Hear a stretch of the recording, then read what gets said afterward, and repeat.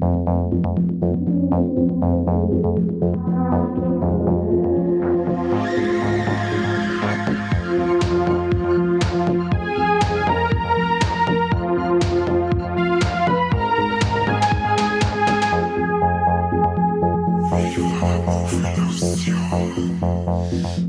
Smash!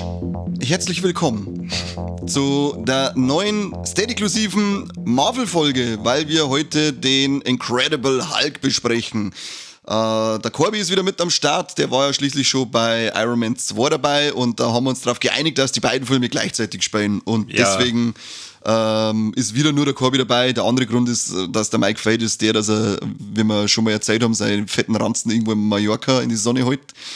Naja, sei es ihm verkund, er tut schließlich am wenigsten von den ganzen drei in dem Podcast. Aber schön, dass du da bist, Corby. Schön, dass du nicht irgendwo deinen Wanst irgendwo reinholst. Ach du, ich war aber gerade gern woanders.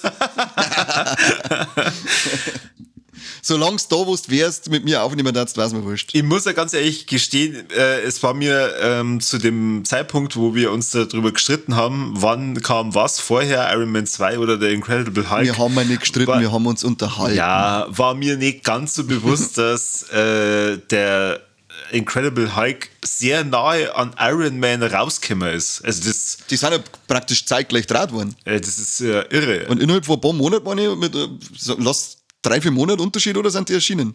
Ja. Verrückt, gell? Verrückt. Ja. Mit Iron Man 1 zeitgleich draht worden, zeitgleich zu Iron Man 2 spielend. Alter, was ist los? Ich kenne mich überhaupt nicht mehr aus. Das MCU ist so kompliziert und das nach 2 Filmen. Und vor allem, warum schaut der Mark Ruffalo so anders aus? Was ist mit ihm, ja? Was ist mit ihm? Gut, aber ja, das und vieles mehr werden wir in der nächsten Folge erzählen. Nein, werden wir nur hinter unserer Paywall erzählen in Steady. Also deswegen hier ja gleich nochmal an alle, die jetzt meinen, haben die das jetzt aus Versehen doch ganz hochgeladen? Nein. Ja, genau. Als ob man mir da nicht dran denken hätten, dass wir das Geld aus der Tasche ziehen. Ja, also hier eine kleine Anleitung. Ihr geht unten auf den Link, wo da steht, ganze Folge hören und dann schließt ihr einfach das Abo ab. Ich glaube, es ist die Stufe 2, die man dafür braucht, mindestens. Ihr könnt natürlich auch die Stufe 3 abschließen und dann dürft ihr euch Folgen wünschen.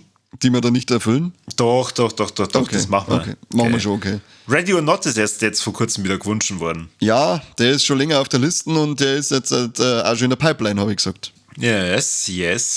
Zufällig wieder mit Samara Weaving. Samara Weaving. Gut, und jetzt gleich werden wir mir natürlich über die Liv Tyler auch noch schwärmen und über meinen Liebling, den Tim Roth. Aber das erst bei Steady. Daher haut's ab, genau, weg. Ciao, ihr lieben Freibelätschen.